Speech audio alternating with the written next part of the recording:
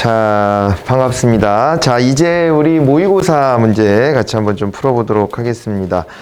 일단 이번 모의고사 같은 경우는 제 생각에는 좀 많이 맞추라고 낸 시험인데 이게 항상 이게 좀 어긋나는 것 같아요. 생각보다 점수들을 잘 못 받아가지고 그래가지고 좀 저도 좀 당황스러웠었는데 이게 이제 왜 그럴까 이렇게 생각을 해보니까 지금 이제 제가 볼 때는 한 두 가지였던 것 같거든요.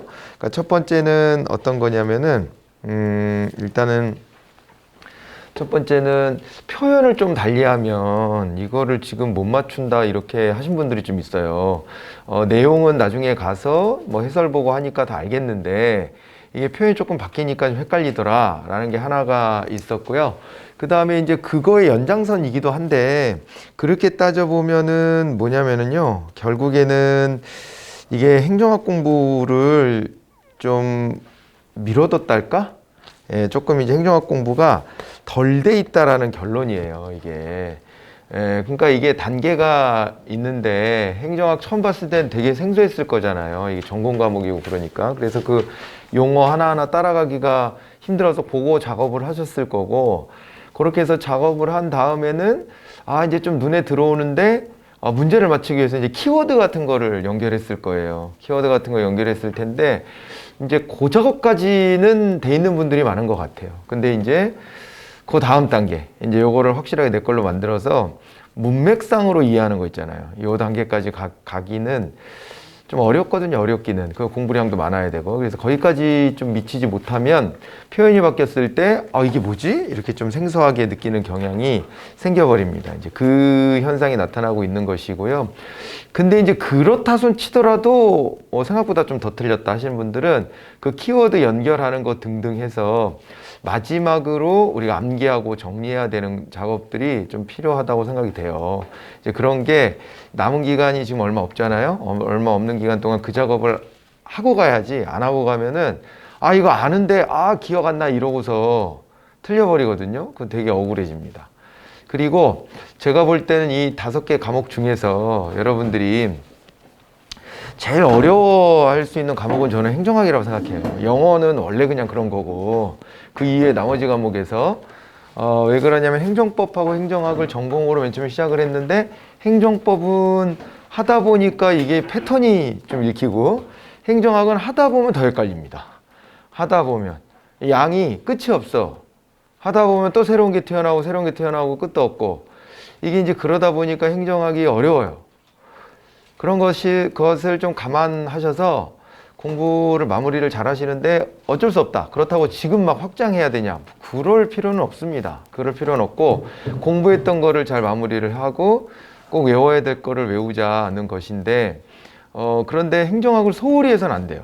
한 과목이 무너지면은 합격선에 걸치기가 어렵다. 그거 꼭 기억해 놓으시기 바래요. 알겠죠? 네. 그렇게 하시고 그 다음에 이제 그래서 그러면 뭘 해야 되냐? 예전에 나눠드렸던 암기 프린트가 있을 거예요. 그죠? 거기에서도 세 가지 그 패턴이 있는데 1 빈칸 채우기. 그거 먼저 잘 하셔야 돼요. 그거 먼저 잘 하고 그 다음에 뭐 3번 그거 확인하는 거. 그거 세 번째 파트 그거 하시고 OX를 제일 나중에 하셔도 돼요. OX는 그게 사지선다보다도 더 헷갈리거든요. OX 자체를 하나하나 이렇게 놓고 보면 그래서 그거는 아직 내가 그거 소화하기 어렵다 하시는 분들은 그거는 생략하시더라도 일단은 파트 1 그거 빈칸 채우기 우리 교재의 내용들 가지고 만든 건데 요거는 꼭 기억해야 될 핵심 부분이다라고 생각하는 것들을 비워놓은 거거든요. 그래서 여러분들이 그거 작업을 막판에 좀 하셔야 되는데 내 불안해져 가지고 이제 확인하려고 붙잡고 다 확인하려고 그래요. 그래서 이제 숙제를 다시 내드릴 테니까 그 학원에 계신 분들은 그거를 확인 작업을 따로 이제 저랑 개별적으로 질답하는 형식으로 좀 몇 가지 추려가지고 단원별로 일정을 잡아가지고 공지를 해드릴게요. 그리고 이제 여러분들이 안에서 공부하고 있을 때 불러다가 이렇게 제가 하고 그렇게 하겠습니다. 그렇게 해서 시험 보기 전까지 한 2주여 동안 그런 작업을 좀 할 거고 그 다음에 또 하나는 그 시험 문제 이제 하다 보면은 복귀하다 보면은 저 뒤에 가서 법령 문제를 제가 한 5개 냈어요. 대여섯 개 냈는데 법령집 다 나눠드렸었잖아요. 예. 그래가지고 그거 이제 공부를 얼마나 했는가 요거 테스트도 되고 또 그 다음에 대놓고 법령이라고 이거 무슨 법의 내용인데 옳은 거냐 틀린 게 뭐냐 이런 게 물어보는 문제도 있지만 그런 표현법을 쓰지 않지만 법령에 기반해서 내는 문제가 많아요. 원래. 그러니까 뭐 행정 집행이 다 법령에 근거해서 하는 것이기 때문에 그렇거든요. 그래서 이론 문제 빼고는 우리나라 관련된 거 물어보는 거는 다 법령 문제라고 보시면 돼요. 그게. 그래서 그 법령 관련된 걸 쭉 내봤는데 여기서도 좀 어려운 것 같다. 그것도 마무리가 안 돼서 그래요. 이게 법령이라고 하는 거는 공부할 때 좀 어렵긴 하죠. 어렵긴 하고 표현도 낯설고 한데 그런데 그거는 문장 그대로 나와요. 법령을 출제할 때는 그거를 말을 뒤집을 수도 없습니다. 법령에 있는 그대로를 내게 돼 있기 때문에 그 작업은 꼭 좀 하고 가셔야 된다. 이런 정도를 또 이제 말씀드려요. 이제 그래서 그거를 이제 남은 강의 시간에 좀 같이 한번 채워보도록 할 거고, 그래서 이제 법령 먼저, 이거 제가 강의를 해드린 적이 없고, 딴 데 찍어놓은 강의, EBS에 올라온 강의를 좀 봐라 그랬는데, 볼 턱이 있나? 이게, 그죠? 이게, 그래서 이게 바쁘니까 여러분들이 뭐 일부러 안 보는 건 아니지만, 다른 것도 할 게 지금 많고, 막판이 되니까 그럴 거예요. 그래서 못 보는 것 같아서, 거기서 핵심적인 거 좀 빠르게 좀 치고 나가려고 합니다. 이제 그런 정도 말씀드려 보고, 그러면 이제 우리 문제를 같이 한번 살펴보고 빠르게 좀 정리하고 그 다음 작업으로 들어가야 될 것 같아요. 이제 2022년 시험 대비 마지막 모의고사를 치러 봤었는데 어떤 문제들이 있었는지 한번 확인해 보겠습니다. 왜 제가 이거 맞출 수 있는데 왜 이렇게 점수가 생각보다 안 나왔지 하는지 한번 또 여러분들 한번 느껴보셨으면 좋겠어요. 자, 1번 문제부터 이제 한번 가봅니다. 공공선택론의 내용 그랬어요. 공공선택론 그랬을 때는 이거는 비경제 영역의 경제학 마인드를 가지고 가서 그 렌즈로 쳐다본다. 그게 되게 일방적인 거예요, 이게. 그러다 보니까 나중에 관료제는 없어져야 돼, 뭐 이런 소리 하고 앉았거든요, 얘네들도. 웃긴 놈들이에요. 이게 경제학의 논리가 뭐예요? 수요 공급이잖아, 그냥. 모든 것은 수요와 공급에 의해서 이루어져. 뭐 그 얘기 하고 싶은 거예요, 얘네들은. 그래서 그 시각으로 모든 걸 바라보니까 이 정부가 하는 일들도 다 그런 거라는 거지. 수요가 있으면 공급을 해줘야 되는데 이 수요를 못 쫓아간다. 공급이 일방적이다. 원하지도 않는 거 만들어 놓고 그런다. 얼마나 비능률이냐. 그딴 소리 하는 거예요, 얘네가. 그래서 이것이 정치나 행정 영역에 주는 메시지도 많이 있지만 한계도 분명히 많아요. 그렇죠? 그런 이론이거든요, 얘가. 자유경쟁 원리 나왔잖아요. 그죠? 시장 원리니까. 그잖아요. 행정의 독점성을 비판을 하죠. 그죠? 예. 그러니까 행정이 갖고 있는 독점성이라고 하는 것 때문에 고객 만족을 못 시킨다라고 보는 거예요. 고객의 요구는 다양하잖아요. 각양각색이거든요. 그런 거 못 채워준다는 거고요. 그 다음에 이게 이제 방법론적 개인주의가 전제된다라고 하는 건데 경제학 자체가 방법론적 개체주의다라는 걸 여러 차례 얘기했던 건데 혹시 까먹었으면 다시 한번 기억을 상기해 놓으세요. 그러니까 방법론적 개체주의라고 하는 것은 부분 개인들의 선택을 보고 거기에서 판단을 내려버리는 거예요. 그러니까 그게 집합적으로 모이는 거죠. 개인들의 판단이. 그게 이제 경제학에서 보면 여러분들도 그렇잖아요. 학원 선택할 때부터 이게 여러분들이 어때요? 내 돈 내산이잖아. 내 돈 내고 선택하는데 내가 만족할 수 있겠다 싶으면 선택하는 거고 그러지 않으면 선택 안 하는 거잖아요. 그런 거죠. 그 개인적 선택이잖아요. 그게 방법론적 개체주의의 출발입니다. 그렇게 되는데 이게 시장 전체로 놓고 보면 그것이 다 모여가지고 어떤 균형을 이루잖아요. 그 얘기를 하는 거거든요. 그래서 방법론적 개체주의가 나오면 두 가지를 떠올립니다. 하나는 경제학, 얘같이 경제학. 그리고 또 하나는 뭐냐면 행태주의, 행태론.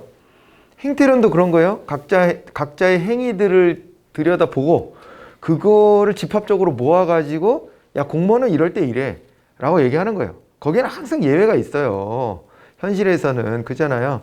그러니까 뭐 20대 청년이 이렇더라. 이런 성향이 있더라. 그렇게 얘기하면 20대 청년이 다 그런가? 그러지 않지 당연히. 그 안에는 각양각색이잖아요. 대한민국의 뭐 노인들은 이렇다. 그럼 뭐 노인은 다 똑같나? 아니잖아요. 노인도 다 다르거든요. 그런데 집합적으로 모아놨을 때 이걸 하나의 성격 규정을 할 수는 있죠. 학문적으로 필요에 의해서. 그죠? 그런 작업을 하는 거거든요. 이게 이제 그러다 보니까 행태론 같은 것도 개인으로부터 출발해서 집합적인 성격을 규정하는 것이다. 그럴 때 그거를 연구 방법상 개인주의로부터 출발했다. 개체주의로부터 출발했다. 그렇게 이야기하는 것입니다. 그죠? 4번이 답인데, 요게요, 공공행정의 가치 배분 권한이 강화됐을 리가 없어요. 저건 경제학 베이스라 효율성, 능률성만 따져. 맨날. 그러면 능률성 중요하지. 중요한데, 능률성만으로 모든 걸 설명할 수 있습니까? 도대체 당체? 그 말이 안 되는데, 자꾸 능률성만 얘기해요. 그러니까 기업 마인드를 끌고 들어온다. 거기에서 엑기스만 우리가 뽑아 먹어야 되는데 자꾸 기업하고 동등한 것처럼 취급을 한단 말이에요.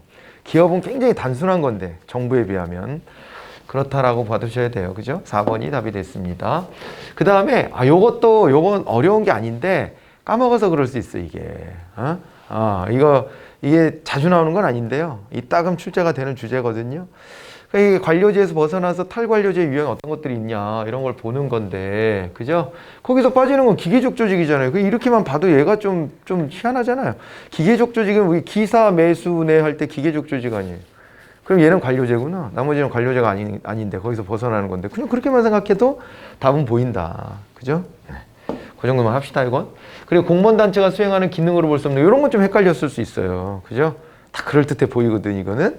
네, 공무원 단체면 자기네끼리 이제 권익을 지키기 위한 노력을 하는 거 아니겠습니까? 그래서 1번을 답으로 하신 분은 없을 거고요. 그죠? 1번은 없을 거고 2번이 이제 답인데, 신규 채용자에 대한 훈련은 당연히 뽑은 쪽에서 자기네가 어떤 일을 시켜야 되니까 자기네가 하는 거지 노조가 그걸 나서서 할 일은 없어요. 뭐 어용단체도 아니고 그잖아요. 그래서 2번인데 문제를 푸는 입장에서 보면은 저건 되게 헷갈릴 수도 있는 부분인 건 맞아요, 이거는. 그래서 2번이 답이다라는 걸 알고 보면 당연하네, 이렇게 생각이 될 겁니다, 아마. 그리고 3번 같은 거랑 막 헷갈렸을 텐데, 이거를 하냐? 하죠. 노조도. 왜냐면 자기네가 주장하는 것에 힘이 실리려면 자기네들의 행동에 윤리, 도덕적 측면이 뒷받침이 돼야 돼요.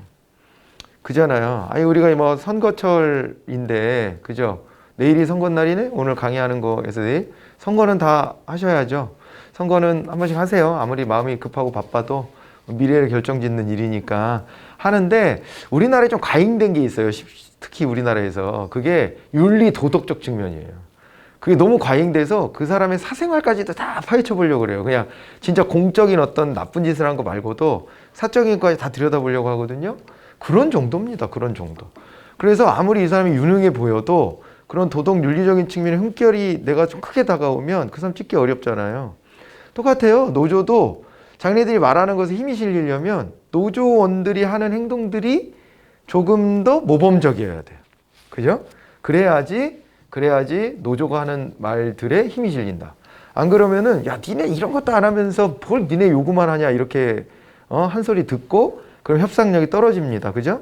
그런 것들 한번 떠올려 보세요. 이번 기회에. 그래서 일탈행위를 견제하는 직업윤리의 확립이라는 것도 기여를 한다. 이렇게 봐요. 그리고 이제 또 하나가 조직 내 의사소통을 원활하게 하는 행정민주화 기능을 한다. 이건 당연하잖아요. 서로의 의사소통의 통로들이 이제 만들어지는 거니까. 그죠? 이제 그렇게 봐두시면 되는 건데, 조금 어려웠을 거다. 이거는 좀 각도를 좀 달리한 문제인 건 분명합니다.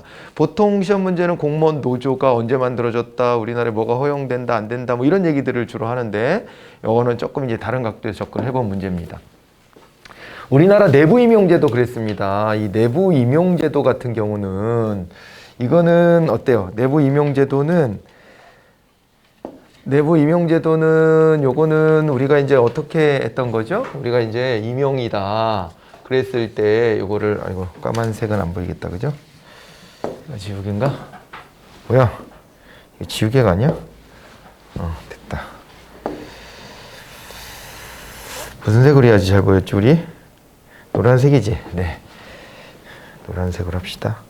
그리고 얘 바탕색을 못 바꾸는 거였나? 아이씨, 모르겠다. 안 써봤네. 얘야? 그렇다. 배경화면 까만색. 이렇게 합시다. 됐네. 자, 봅시다. 그래서 우리가 이제 임용이다 그랬을 때 이 임용을 어떻게 봤냐면은 이렇게 봤잖아요. 임용을 이 외부 임용과 내부 임용으로 봤다고요. 맞아요? 외부 임용과 내부 임용으로 봤어요. 그래서 외부 임용으로 제가 대표적으로 여기 이제 신규 채용하고 그 다음에 뭐 얘기했죠? 그 다음에 이제 우리가 저 개방형 직위 같은 거 있잖아요. 그죠? 개방형 직위 이런 거를 좀 꼽아 봤어요. 그죠? 이거는 공무원이 아니었던 사람을 공무원 쪽으로 끌고 들어올 수 있는 통로들이 되는 겁니다. 그런데 내부 임용이다 그러면 이미 공무원인 사람들을 돌리는 거예요. 그런데 이제 내부 임용에서 이제 보시게 되면 여기에 이제 수평 이동이 있고요. 수평 이동을 다른 말로는 뭐라고 하냐면은 이걸 이제 전환 배치 내지는 배치 전환 이렇게 얘기합니다. 전환 배치한다 라고 하는 거니까 우리 순환보직 하는 거 등등 포함하면 됩니다. 그래갖고 여기에서 이제 뭐가 있었냐면 전보가 순환보직 아니에요. 그죠? 전보 발령 있고 그 다음에 전출, 전입 이런 거 있잖아요. 그죠? 이런 것들도 있었고 전직 같은 것도 있어요. 전직. 그리고 겸임이라든가 파견이라든가 뭐 이런 것들은 그냥 수평으로 왔다 갔다 하는 거예요. 물론 막 수평 수직이 뒤섞이기도 하긴 해요. 예를 들어서 전직을 가려고 해. 그럼 직렬이 바뀌잖아. 그럼 바뀌는 쪽에서 보면은 받아들일 때 전입도 마찬가지예요. 받아들일 때 쟤 뭐 다른 영역에서 일하던 애인데 이쪽으로 넘어오려고 그러네 하기 때문에 넘어오는 조건으로 강임을 한다든가 뭐 이런 거 섞기도 해요. 물론 그렇기는 한데 일단은 같은 레벨에서 돌아다닐 수 있는 그런 이제 방법들로 정리하시면 되는 거였고, 수직 이동이다 라고 하면 이 수직 이동 안에서 여기 이제 상승 이동이 있고 하강 이동이 또 있는 거 아닙니까? 그랬을 때 상승 이동에는 승진과 승급이 있었고, 그리고 하강 이동이다 그랬을 때 방금 말했던 강임이 있지만 또 징계 사유에 의한 강등 같은 것도 있었잖아요. 맞아요? 이런 게 있었단 말이에요. 그래서 이렇게 한번 정리를 다시 한번 좀 해두시면 좋을 것 같아요. 그죠? 그래서 이제 임용이라는 걸 이게 폭넓게 이렇게 이제 이야기할 수 있는 것이에요. 자, 그렇게 되는데 이 임용과 관련해 가지고 내부 임용제도라고 했으니까 요잖아요. 밑에 거에 관련된 얘기인데, 승진과 달리 승급은 같은 계급 또는 등급 내에서 호봉만 높아지는 것이다. 맞죠? 얘는 호봉만 올라가는 것이고 승진은 계급 자체가 이제 바뀌는 겁니다. 위로 올라가는 거죠. 전보 발령에 대한 얘기가 나왔는데 동일한 직급 내에서 요거 말해 어려웠죠. 조금 어렵지만 직급이라고 하는 거 기억해 보세요. 직급이 뭐예요? 같은 직렬 내에서 하는 일의 난도와 곤란도가 유사한 같은 등급에 있는, 그러니까 이렇게 수직적으로는 같은 직렬, 수평적으로는 그죠? 같은 등급, 둘이 결합되면 이거를 직급이라 는 거잖아요. 그러니까 이제 직급이다 그러면은 직렬이 같다는 걸 전제하고 있는 거예요. 그 안에서 옆으로 왔다 갔다 하면 그게 전보가 되는 게 맞죠. 근데 전직은 어때요? 전직은 직렬을 넘어다니는 거예요. 그러면 이제 뭘 봐야 되냐면은 전직은 같은 직렬은 아닌 거라는 거잖아. 그러니까 이게 등급만 같은 거지 직렬까지 같진 않아. 그래서 직급이 아닌 그냥 등급으로 말해야 되는 거예요. 등급이 더 넓은 개념이잖아요. 그죠? 하는 일의 난이도와 곤란도, 책임도만 유사하면 같은 등급이야. 그렇게 봐야 되기 때문에 이렇게 되면은 어떻게 되나요? 그러면은 2번은 맞는 얘기가 됐잖아요. 그죠? 좀 어려워 보였지만 3번, 근데 이 답이 너무 쉬워. 파면을 받게 되면 퇴직급여에 얼마를 감액하죠? 절반이에요. 그런데 다만 절반인데 요게 이제 5년 미만 근무자, 그렇게 되면 그때는 4분의 1만 까요. 요거 좀 놓치고 있었죠, 요즘에. 이 원래 우리 공부할 때, 처음에 이론 공부할 때 나왔던 내용인데, 근데 이제 이게 시험 문제에서 자주 안 보이다 보면은 좀 까먹고 있다고. 근데 예전에 기출문제 있었던 내용들이에요, 다. 그래서 거기까지 세밀하게 하나 더 기억하시면 돼. 근데 아무튼 4분의 1을 좀 이상하네? 그러고 답을 찾으셨으면 돼, 그냥. 그잖아요. 우리 절반을 깐다 그랬는데. 그거 제가 또 어떻게 설명드렸었냐면은, 반은 국가가 내준 거니까, 정부가 내준 거니까, 그거 못 주겠다 하는 거다. 네 월급에서 떼서 내는 거는 네가 월급으로 받았던 거니까 가져가. 그런데 정부가 내줬던 거는 못 주겠다. 너 파면식이나 당했는데 우리가 너한테 그런 것까지 얹어줄 아량은 없어. 이러는 거란 말이에요.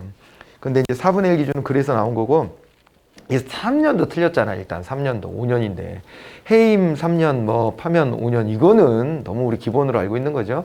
답 이건 다 찾으셨을 거라고 봅니다. 그리고 이제 4번 직권 면직의 경우들인데 이게 이제 우리가 면직의 경우가 두 가지죠. 의원 면직과 직권 면직이 있다. 의원 면직은 자기가 사표 내는 건데 직권 면직은 이제 잘리는 거예요. 근데 공무원도 잘리냐? 잘립니다. 예외죠. 그러니까 우리는 폐쇄형 임용을 하고 있지만은 정 안 되겠으면은 직권 면직이 가능하게 돼 있습니다. 뭐 더 이상 현저히 능력이 부족해가지고 이걸 뭐 교육훈련 시켜보고 별짓 다 해봐도 안 되겠다 하면은 직권 면직할 수 있는 길을 열어두고 있고요. 그리고 또 이제 직권 면직 조금 더 수월하게 하기 위해서 고위공무원단에 대해서는 그죠? 예. 이 직권 면직의 길을 조금 더 넓혀놓고 있기도 합니다. 그죠? 그리고 적격심사에서, 그죠? 예, 부적격 받으면 직권면직 되잖아요. 15때도 직권면직 가능하다. 그런 것도 있었습니다. 15로 한번 굴려봤는데, 좀 안 되겠어, 얘는. 이러면은 이제 직권면직 돼요, 거기서도. 아직 정식 공무원도 안 됐지만 직권면직이라는 편 써요, 거기서도. 예, 그런 거 등등 해가지고 이 직권면직에 대해서 기억을 해 두시면 되는데, 이거는 징계의 종류입니까? 아닙니까? 아닙니다. 징계는 아니에요. 징계는 벌 받는 거예요. 직권면직은 벌은 아니에요. 벌은 아니고, 우리랑 좀 안 맞는 것 같아 헤어져 이렇게 하는 거지 그거 자체가 벌은 아니잖아요. 그렇죠? 그러니까 뭐 우리 서로 이혼해 그래가지고 이혼하면 그거는 누구 이혼한 사람이 벌 받은 건가요? 그건 아니잖아요. 그죠? 그런데 네가 이 결혼 생활에 파탄에 책임이 있으니까 민사상 손해배상을 해줘라. 이건 벌 받는 거잖아. 구분이 되잖아요. 이것도 결별이야 그냥 직권면직은 어느 일방이 그러니까 이제 합의 이혼보다는 조금 약간 재판상 이혼에 가까운 건데 나 너랑 같이 못 있겠어 라고 해가지고 일방적 이혼인 건 맞는데 그런데 그거 자체가 서로 결별한 것이 벌 받은 건 아니에요. 이 자체는 그렇게 생각을 해 두셔야 됩니다. 자, 그리고 지나갑니다. 계급제를 설명하는 내용으로 한번 가보도록 하겠습니다. 뭐로 나가는 거야 이거? 뭐였지? 나가는 게 다시 나가는 건가? 이거 어떻게 하는 거야? 아씨, 괜히 써봤나? 됐어. 홈. 어떻게 돌아가지? 이렇게? 저장, 나가기. 됐어. 네. 자, 미안합니다. 촌스러워가지고 내가. 자, 이제 이렇게 해가지고 보시고, 계급제를 설명하는 내용은 적절하다는 거. 이거는요, 그러니까 뭐가 나올까 좀 찍어 달라는 요구도 좀 여러분들한테 있는데, 저도 찍어주고 싶어요. 그런데 그러다가 답 사이로 막가 이럴 수. 왜냐면 이거 범위가 너무 넓은데 20개만 나오니까 막 찍기는 어려워. 근데 진짜 찍어주라 그러면 제일 먼저 떠오르는 건 얘예요. 얘는 거의 시험 볼 때마다 나와. 직위분류제, 계급제, 역관제 엮어갖고 인사행정제도의 변천. 요거는 너무 자주 보는 문제입니다. 예, 그래서 제가 문제를 낼 때도 한번 같이 넣어본 거예요. 이거는 확률이 되게 높기 때문에 이 제일 1순위에 제일 1순위. 그 빈도를 저는 저 같은 경우에 이렇게 해볼 거 아니에요. 해보면 제일 1순위로 나온 애가 얘입니다. 그래서 얘는 자신 있게 얘는 이제 확률이 굉장히 높다. 이렇게 이제 말씀드릴 수는 있는데, 자, 공무원 개개인의 능력과 자격을 기준으로 공직을 분류하는 방식이다라고 했어요. 이게 이제 일종의 이제 실적제를 말하는 것인데, 실적제를 좀 있잖아요. 좁게 보면은 직위분류제만 실적제라고 부르기도 하지만 넓게 보면 계급제도 사실 그 전에 정실주의를 타파하기 위해서 이게 등장한 것이기 때문에 이런 유의 표현을 하는 것이 틀린 게 아니에요. 얘도 그잖아요. 그래서 능력별로 뽑기 위해 갖고 어떻게 하는 거예요? 여러분들 시험을 보는 거 아닙니까? 그거 아니었으면 아름아름으로 갔겠지 아마. 그죠? 예. 자, 이제 그렇게 보셔야 되고 계급 간의 엄격한 구분이 나타난다. 그러니까 위아래 수직적인 구분이 조금 더 엄격한 편입니다. 그죠? 예, 엄격한 편이고, 공무원 집단을 특정 집단할 우려가 있다. 이렇게 했는데, 맞습니까? 계급제는 공무원 집단이 특정 집단, 그러니까 특권 집단, 이런 게 될 가능성이 있다는 거예요. 왜냐하면 폐쇄적이니까. 그러니까 자기네들끼리 딱 이렇게, 그죠? 예, 공무원들끼리 서로 그냥 자기들끼리 좋게 자기들 직업적 이익을 좀 챙겨가는 이런 면들이 직위분류보다는 훨씬 강해요. 그죠? 그렇게 되고, 능력 있는 일반행정가, 이것도 답 쉽잖아요. 일반행정가주의고, 계급제가. 직위분류제가, 전문행정가주의인데, 이거 뭐 너무 쉽게 답 4번 하셨을 거예요. 그죠? 이거 못 찾았다. 그러면은 진짜 공부량이 너무 아직 좀 못 미쳤구나. 진짜 생각하셔야 돼요. 지금 긴장하셔야 됩니다. 자, 그 다음에 프로그램 예산제도가 나왔어요. 프로그램 예산제도는 우리나라가 지금 하고 있죠? 그리고 이게 우리나라 예산제도는 기획예산제도랑 거의 같은 거라고 말씀을 드렸고, 그 기획예산제도가 왜 PPBS, 플래닝, 프로그래밍, 버제팅 시스템, 프로그래밍 돼요? 그게 연결되는 겁니다. 그래서 우리나라의 프로그램 예산 제도는 어떻게 가고 있냐면은 장관항 세항목을 좀 더 세분화해서, 특히 행정 과목을 세분화해서, 장관항은 그대로 두더라도 세항 옆에 세세항을 두고, 그죠? 목 옆에 세목을 두고 이렇게 해서 세분화하잖아요. 그렇게 해놓은 상태에서 프로그램 단위로, 그러니까 조직 단위를 넘어서겠다는 거예요. 조직별로 하는 게 아니라. 그게 우리 평가에 반영된 게 뭡니까? 그게 특정평가 아니요. 특정평가. 평가할 때 특정평가 왜 하는 거예요? 조직 단위 넘어서서 하겠다는 거잖아요. 응? 조직 단위로 자체 평가하잖아요, 원래. 그런데 그걸 넘어서서 특정평가를 왜 만들고 그걸 활성화시킵니까? 그게 다 이 프로그램 제도, 요거를 반영하려고 하는 거예요. 그리고 그걸 예산으로 끌고 들어가는 게 프로그램 예산 제도입니다. 그잖아요? 그렇게 생각하시면 돼요. 그래서 우리나라 현재 하고 있는 겁니다, 이게. 공식화된 경제적 분석을 강화하는데 한계가 있다. 이거 틀렸잖아요. 이게 PPBS 딱 떠올려 보면은요, 어떻게 우리가 그렇게까지 접근하지? 기획을 하고, 미리 예측을 하고, 목표를 정하고, 장기적인 시야를 갖고, 어떻게 그렇게 하지? 그게 가능해진 게 사회과학의 기법이 무지 발전했기 때문에 그래요, 그 당시에. 그래서 사회 영역을 사회과학이다 이렇게 부를 정도의 단계가 되자, 그러자 이제 자신감이 뿜뿜한 겁니다. 야, 그러면 우리가 미래 예측도 할 수 있는 거 아니야? 이런 거. 점쟁이로 하는 게 아니고, 점쟁이로 하는 게 아니라 진짜로 과학적인 예측이 가능하지 않을까? 이렇게 해서 기획이 이루어지는 거예요, 그게. 응? 그래서 공식화된 경제 분석을 강화하는데 한계가 있는 게 아니라 그거에 기반을 가지고 있고 그걸로 계속 굴리는 것이기 때문에 이게 더 발전하면 발전하지 이게 뒷걸음질 치지는 않습니다. 절대. 그래서 1번이 답이 된 것이에요. 그죠? 그러니까 이런 말이 무슨 말인지 못 알아들어서 내가 틀렸어요 이렇게 하는 거예요. 여러분들이 지금. 저게 뭔 의미인지 내가 파악이 안 됐어요. 이런 거. 그냥 거의 국어 문제입니다. 지금. 이렇게 되면 이거는. 그리고 이제 지출이 지향하는 재화나 서비스에 따라 예산을 유형화했다 이렇게 되어 있는데, 요게 어떤 재화를 생산했어? 어떤 서비스를 생산했어? 그러니까 공공 서비스별로 예산을 유형화했다는 얘기야, 이 말도. 그러니까 여러분들이 문제 제기한 그거에 아주 대표적인 거, 이게 말 표현을 바꿨다는 얘기가. 근데 이제 이게 이제 보니까 프로그램별로 이 얘기를 이렇게 한 거예요. 뭐 만드는 거야? 이렇게. 그게 프로그램이잖아. 어떤 서비스 생산하는 건데 그 부처를 넘어서 같이 협력할 건 협력하면서 만들었겠지. 그 얘기고요. 1950년대 미국의 성과주의 예산제도와 PPBS에서 적용했다라고 하는 것인데, 요거도 좀 어려웠겠죠. 성과주의도 그런가? 이런 생각을 좀 할 수가 있는 건데, 근데 가만 생각해보니까 맞지 않아요? 왜? LIBS 욕하면서 나왔잖아. 그래서 뭐라 그랬어? 거기도 사업의 퍼포먼스가 어땠냐를 본 거 아니에요? 사업별로? 그래서 거기도 적용된 게 맞아요. 예. 근데 그걸 노고라 한 건 PPBS고. 자, 그리고 산출물에 따라 정부 지출을 분류하는 것이 프로그램 예산의 기본 개념이다. 이렇게 되어 있습니다. 그래서 이 문제도 조금 난도는 있었던 것으로 보여지죠. 예. 낯설었던 문제. 아까 공무원 문제하고 공무원 단체 문제하고 요거하고 공무원 단체 문제하고 요거는 좀 그런 성격이 있는 문제예요. 분석을 해보면 정책 변동에 대한 설명을 옳은 것은 또 이제 이렇게 물어봤습니다. 정책 변동론은 이것도 이제 자주 다루는 주제 중에 하나인데, 단절 균형. 예. 이게 제도가 정체된 건 아니잖아요. 정체된 거가 아니라 그걸 단칼에 팍, 그죠? 응? 그래서 그 옛날에 뭐죠 그거? 막 이렇게 실타래 얽혀있던 거를 알렉산더야? 누구야? 까먹었어. 단칼에 팍 잘라버렸다고 그거 있잖아, 그거. 그러니까 이게 엉켜있을 때 그것을 갖다가 단번에 교체할 수 있는 게 단절균형 이론의 특징입니다. 그래가지고 여기에 보면은 이제 단절균형 모형 같은 경우는 요거는 뭘 설명하는 거냐면은 경로 의존되어서 제도가 바뀌지 않고 그대로 그냥, 왜냐면 거기에 각종 이해관계가 이제 얽히거든. 그래서 이거를 개혁하기가 어려워요. 여러분, 이게 원래 개혁이 되게 어려운 일이라고 얘기하는 거예요. 혁명보다 개혁이 더 어렵다, 그런 얘기를 해요.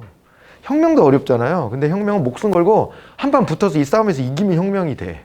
그런데 개혁은 기존의 기득권층을 그대로 같이 다 존중하면서 서로가 이 안에서, 그죠? 이걸 조율해 나가는 방식이거든요.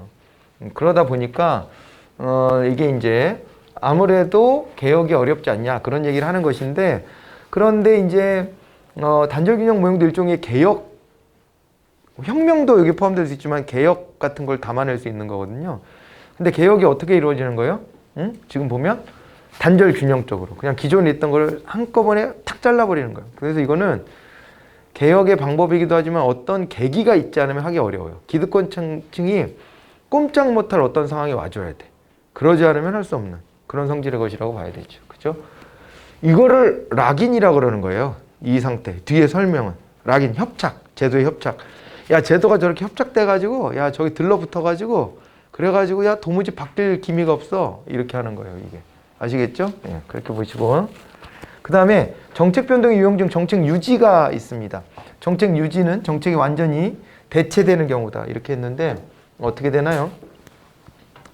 정책 변동의 유형 중에 정책 유지는 정책이 완전히 대체되는 경우를 포함한다 그랬는데, 우리가 이거 이제 어떻게 봐줘야 되냐면 이거 아닙니까? 이것도 한번 해봅시다. 또 나가봅시다. 자, 우리 있잖아요. 이게 그 피터스 있잖아요. 호그우드 피터스, 그죠? 네. 정책 변동 유형이 있어요. 호그우드와 앤드 피터스의 정책 변동.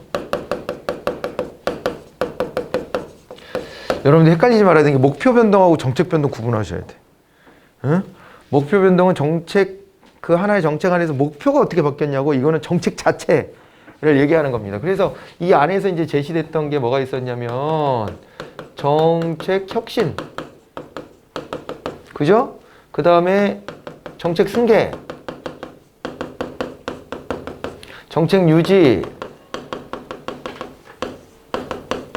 그리고 뭐가 있어요? 정책 종결. 그래서 외워야 된다는 거예요, 이게. 우리가요, 외우지 않으면 시험 문제 못 풀어요. 기본적으로 이런 게 막 머릿속에 들어가 있어줘야 됩니다. 그래가지고 여기에서 이제 이 변동과 관련된 걸 보는 거예요. 변동이 있냐 없냐인데, 여기다가 이제 세 가지를 놨었죠. 정책의 목표가 바뀌었냐, 목표가 바뀌었냐, 그리고 이제 기본적인 본질적인 내용이 바뀌었냐, 그 다음에 이제 세부적인 내용이 바뀌었냐, 뭐 이런 식으로 해가지고 나눠보지 않았나요? 그죠? 이게 바뀌었냐 안 바뀌었냐 보는 거예요. 그죠? 세부적인 내용이면 거의 수단 정도가 좀 바뀌었다 정도? 이렇게 봐야 되고, 이제 구체적인 내용이 바뀐 거고요. 요거는 기본적인 틀이 바뀌었냐는 거예요. 정책이, 이제 이게 형성되고 정책이 집행될 때 그 기본적인 틀은 유지가 됐냐 안 됐냐 그걸 보는 건데, 변동이 있으면 동그라미 칠게요. 이거 봐보세요. 변동됐죠? 다 변동됐죠? 왜요? 쟤는 없던 게 만들어졌으니까 다 변동됐지, 기존에서. 그런 차원에서 얘도 다 변동한 거예요. 그죠? 다 변동한 겁니다. 정책 종결은 있던 거를 없앴으니까. 얘는 무에서 유가 된 것이고, 무에서 유가 됐고, 얘는 유에서 무가 됐으니까, 그러니까는 다 바뀌었다, 이렇게 말할 수 있어요. 그런데 이제 정책 승계와 유지가 헷갈립니다. 이거를 잘 구분하셔야 돼. 정책 승계다 그랬을 때는 뭐예요? 그때는 정책 목표는 그대로 유지가 돼요. 그죠? 정책 목표는 그대로 유지가, 그러기 때문에 안 바뀌었다고 해야지, 참. 그지. 잘못했다. 얘는, 그래가지고, 이거 어떻게 됐냐면은, 얘는 이게 안 바뀐 거지. 정책 목표는 안 바뀌었어. 그런데 이거도 바꾸고 이거도 바꾼 거예요. 기본적인 틀부터 싹 다 뒤집어 버린 거야. 목표만 그대로야. 이렇게 되면 정책 승계입니다. 그런데 정책 유지는 뭐냐? 이거는 목표도 안 바뀌었고요. 기본적인 내용 골격도 안 바뀌어요. 그런데 세부적인 것만 바뀌면 정책 유지라 그래요. 됐죠? 정책 유지. 그래서 그냥 헷갈리면 얘 목표 승계구나. 목표를 승계했구나. 얘는 정책의 기본적 틀을 다 유지했구나. 이렇게 생각하시면 되는 거예요. 그죠? 그렇게 해서 외워 놓습니다. 자, 그래갖고 정책 변동의 유형적 정책 유지는 정책이 완전히 대체된다. 이건 틀린 얘기죠. 환류를 둘러싼 정책 갈등과 이를 해소하는 정치 체계가 정책의 변동을 좌우한다 그랬는데, 이건 어때요? 환류를 둘러싼 정치적 갈등이 있대요. 그러니까 이 정책을 어떻게 바꿔야 돼를 가지고 지들끼리 막 싸워. 이게 패가 나눠서. 그죠? 갈등이 있고, 이거를 해소해. 그러다 보면은 정책 변동이 온다. 이거 말이 되잖아요, 이거는. 그래서 한번 무난하게 찾으시면 돼요. 호그우드와 피터스는 정책 종결을 정책 변동의 유형에 포함했거든요. 포함하지 않았다는 틀린 얘기고 3번을 답으로 그렇게 찾아가시면 되겠습니다. 자, 됐죠? 자, 그 다음에 이제 자, 8번으로 가보도록 하겠습니다. 8번은요, 정책평가의 내적 타당성을 위협하는 요소들을 우리가 많이 봤어요. 그죠? 그랬는데, 이 내용은 뭐냐? 자, 이 내용에 해당되는 게 뭐냐? 이렇게 이제 되어 있습니다. 이게 보기가 여기서 빠졌구나. 그죠? 그래서 말이 이상하구나. 보기란 말이 여기서 안 나왔네요. 보기의 내용에 해당하는 게 뭐냐? 이렇게 이제 되어 있는데, 테스트 전 1회 측정에서 극단적인 점수를 얻은 것을 기초로 개인들을 선발하게 되면 선발 요인이 아니에요. 아니에요. 선발은 잘한 거예요. 선발은 잘 된 거예요. 왜냐하면 테스트 결과를 보고 했거든. 그래서 선발은 잘했어. 근데 우리가 들여다본 그 결과물, 거기에 어떤 그 대상자는 원래 자기의 평소의 모습이 아니라 그때 잠깐 뭐 튀는 결과값이 나왔는데 그 결과값을 가지고 분류를 한 거예요. 이게 통제 집단 내지는 실험 집단에다가. 그렇게 하다 보니까는 오해를 사가지고 요 안에 쏙 들어온 거지. 그러니까 선발한 사람이 잘못한 건 아니에요. 선발 요인은 선발 자체 오류가 있었다고 봐야 되거든요. 선발 자체 오류는 없었어. 없었는데 너는 하필 왜 그때 그 점수가 평소랑 다른 점수를 받았니? 이게 이제 탓이 돼야 되는 거예요. 그러니까 이런 경우는요. 왜 이게 바이어스가 되냐면 아무런 X 변수, 독립 변수를 투입하지 않아도 내버려두면 지 원래 상태 회복을 합니다. 지 원래 상태 회복을 하게 돼 있기 때문에 올라올로 못 올라오게 돼 있어. 그죠? 유현준이 올 시즌 처음 하니까 막 개판이야, 막. 거의 내가 던지는 것처럼 던져. 근데 올라올로 올라와. 내버려두면. 그죠? 그래서 조금 휴식기 주고 이랬더니 그 다음에 나와가지고 잘해. 올라올로 올라온다. 레벨이 있다. 그죠? 뭐 그런 겁니다. 예, 올라오려면 기다리면 올라온다. 그런 이치입니다, 이게. 예, 그게 바로 통계적 회귀 요인. 통계적 회귀 요인이라고 하는 거예요. 통계적 회귀 요인. 그래서 한 번 튀는 값이 나왔다 그래서 그 사람이 계속 그 유지될 것이 아니라 그냥 냅둬도 원 상태를 회복해서 갈 거다. 그러니까 일종의 구심력이 작동하는 거예요. 구심력이. 그래서 이건 바이어스예요. 그러니까 아무런 X가 없는데도 Y 값이 나올 수도 있는 거거든요, 이거는. 그죠? 자, 그래서 그거를 떠올려 보셔야 됩니다. 이거 넘어갔네, 문제가? 네, 그래가지고 요거, 이렇게 해가지고 회귀 인공 요인입니다. 다른 말로는. 그죠? 통계적 회귀 요인, 회귀 인공 요인. 이렇게 부릅니다. 네, 그렇게 봐두시면 되고. 됐죠? 요것도 자주 나오는 주제 중에 하나예요. 네, 그래서 여러분들 요것도 좀 익숙하게 잘 만들어 놔야 됩니다. 이거를 제가, 이론 설명할 때 옛날 그 실험법 그거 제가 그려 놓은 거 있잖아요. 도식화해 놓은 거. 거기다가 넣어가지고 제가 막 했잖아요. 여기서 이렇게 되는데 얘가 여기서 빠져나가서 상실 요인이 되고 뭐 외부에서 뭐가 튀어들어와서 역사 요인이 되고 그거 다시 한번 복습해 보시면 돼요. 그렇게 하시고 이거 볼까? 지방분권 관점에서 특별지방행정 이것도 자주 나왔어요. 최근에 이거는 옛날에는 자주 안 나오다가 최근에 유행처럼 매년 출제가 됐었어요. 특별지방행정기관. 근데 이 특별지방행정기관이 결국에는 중앙행정기관이 직접 집행하겠다는 거 아닙니까? 그죠? 원래 집행은 지자체한테 맡기는 거예요.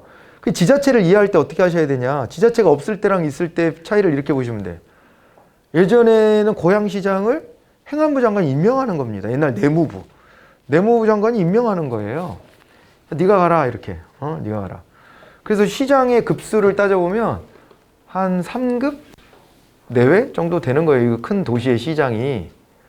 그러니까 이거 공무원 된 사람 중에 그 계급 정도 된 사람이 결국에 뭐가 되는 거예요? 시장 군수 나가는 겁니다. 군수는 한 4급 또 나가고, 그죠?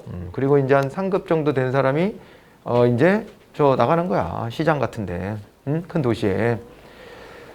그렇게 나가는 거고요. 지금은 이제 정무직이 됐기 때문에 뭐 급수를 따로 얘기 안 하지만 정무직이라서 옛날식으로 따지면 그런 정도 급수가 되는 거예요. 그래서 제가 그런 얘기도 했어요. 이거 좀 조금 더 번져보면 제가 그런 얘기 했죠. 지방자치단체는 공모직위가 없다. 이유는 높은 자리가 급수가 높은 게 별로 없다. 그 얘기했잖아요. 시장도 그 급수에서 출발했는데.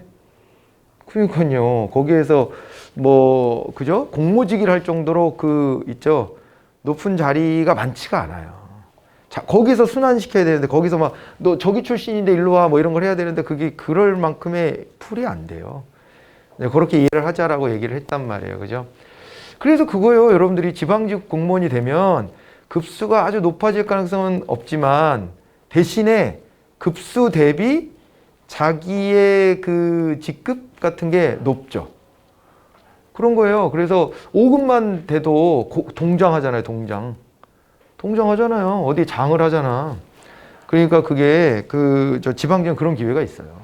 오히려 좋은 점도 많이 있습니다. 지방직이. 그런 면에서는. 그러니까 정책을 좀 내 스타일대로 좀 만져볼 수 있는 기회는 더 가까이에 있지.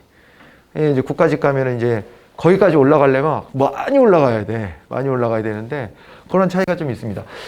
아무튼 그래요. 그래서 이제 이걸 어떻게 이해해야 되냐면 다시 돌아가서 옛날에 이제 그렇게 해서 시장 내려보내고 해가지고 거기에서 일선 관료 중심으로 해서 니네가 집행해 이렇게 한 거라고. 수직적으로 위에서 하향적으로 결정된 거 집행해라 이렇게 내려보내고 그래서 거기에 조직에서 보면 조직의 끝단 결국에는 요 끝단이니까 일선 관료들 이게 이제 여기에서 집행단이었는데 이거를 지방자치 한다면서 어떻게 한 거예요? 잘라낸 거예요 그냥. 그렇기 때문에 지방자치단체는 일선 관료 중심으로 이렇게 되어 있는 거죠. 그래서 민원 업무가 스트레스 받는 데잖아. 그 민원 업무 나는 싫어. 근데 공무원 하고 싶어. 그러면 국가직으로 가셔야 돼. 웬간하면. 그렇게 하셔야 돼. 근데 이제 지방직은 민원 업무가 많죠. 주를 이루지. 그렇게 될 수밖에 없어요. 조직 구조가. 그잖아요? 그래서 이게 아무튼 그렇게 잘라져 나온 거예요. 그렇기 때문에 기본적으로 중앙행정기관이 결정한 것도 어때요? 그 시장 군수한테 위임하잖아요. 위임해가지고 니네가 집행해라? 너 집행해야 돼. 너 법적으로 네가 집행해야 될 의무가 있어? 이렇게 해서 내려보내는 기관이임사무가 그렇게 만들어지는 거잖아요. 그 기관이임사무가 제일 많다. 지자체 사무는 기관이임사무, 단체이임사무, 자치사무가 있는데 기관이임사무가 제일 많은 이유가 옛날부터 원래 그 일을 하는 거예요. 시장 군수가. 그 중앙행정기관이 결정해서 하는 일을 일선 관료들을 조직화해놓고 있는 지자체가 집행해줘야 된다. 이것이거든. 근데 왜 자꾸 특별지방행정기관이 움직일까? 이걸 보면 우리나라는 그런 맥락도 있죠. 지자체로 떼어주지 않고 남겨놓은 일들이 많아. 옛날에 너무 중앙집권적이었으니까. 지방자치를 안 할 때 하던 것 중에 직접 컨트롤하고 싶어 하는 것들도 있고 아니면은 우리가 그거 사무 나눌 때 국가적 차원에서 통일성을 가지고 해야 될 일들이 있었잖아요. 그거는 지자체 안 주는 거예요. 위임 안 해주고 직접 하는 겁니다. 그런 성격으로 특별지방행정기관이 있다. 그런데 일이라는 게 탁 무자르듯이 잘라갖고 탁 나눌 수 있는 게 아니야. 그러다 보니까 서로 중첩도 되고 뭐 이러면서 문제점도 이제 양산하는 거죠. 이렇게 기능 중복이 나타나기도 해서 때로는 행정의 비능률성이 있다. 이렇게 봐야 되고요. 그 다음에 지역 주민들을 위한 공공서비스 책임 행정이 약화되죠. 왜냐하면 둘 이상이 되면 책임은 항상 약화될 수밖에 없는 거예요. 우리가 왜 대통령을 한 사람만 뽑을까요? 대통령을 3명쯤 두면 안 되나? 아니, 각 전문 분야가 다르잖아. 지금 우리 대통령은 사법행정 뭐 이쪽은 전문가겠지만 다른 거는 솔직히 믿고 찍은 건 아니잖아. 외교를 잘할 거라고 생각했어? 안 했잖아. 경제를 알 거라고 생각하고 뽑았어요? 아니잖아. 그러면 대통령을 영역별로 분야별로 좀 나눠서 뽑으면 더 전문적이지 않을까? 아니 충분히 상상해 볼 수 있는 거 아닙니까? 옛날 로마 시대에도 삼두정 같은 것도 있었잖아. 근데 왜 그렇게 안 하죠? 옛날 과거의 경험들 로마 시대 때는 별의별 짓 다 해봤거든? 역사를 보면. 근데 개판납니다. 대가리가 셋인데 책임질 일은 서로 떠넘기고 결정해야 될 때는 아사리판 나고 거의 이런 식이에요. 그래서 프랑스식 이원정부제가 실제 있지 않습니까? 지금도? 그죠? 그 이원정부제가 원만하지 않아요. 보면은. 네, 그래서 걔네들도 거의 대통령제 비슷하게 가는 것이지 이원정부제라 그래가지고 진짜로 의원내각제 반 대통령제 반 실제 현실에서 그렇게 이루어지냐? 이론은 그렇게 돼 있는데 그렇지 못해. 내치는 총리가 하고 걔네들은 뭐 외교 국방 이런 거는 대통령이 한다 그러잖아요. 외교 다 바이든이 이번에 외교 잘하고 갔잖아. 우리나라에서 돈 엄청 끌어서 갖고 가지 않았어?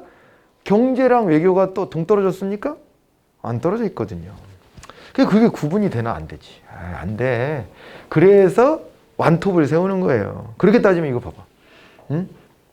지방행정도 완톱으로 해야 되는데 그러지 않고 자꾸 특별지방행정기관 따로 둬. 그러면은 거기에서 이 책임이 강화돼요, 약화돼요? 약화돼. 됐죠? 네. 이거 꼭 기억해 두셔야 돼요. 그 위원회 같은 거 나오면요. 책임 전가, 책임성이 약해, 책임 소재가 불분명해. 이런 얘기들이 반드시 나와. 예? 위원회는 3도 정도 아니라 진짜 여럿을 모아놓고, 그죠? 예. 민주적으로 결정하는 건데, 그런 데에서 책임성은 좀 찾기가 좀 어렵죠. 지방자치단체 관할 경계를 넘어 국가업무를 광역적으로 추진하는 건, 이거는 또 맞거든요? 맞는데 장점이잖아요. 그러니까 문제를 냈기 때문에 문제점만 찾아야지 이거 장점을 뭐라 하면 안 돼요. 지자체의 단점을 보완해 주는 거예요.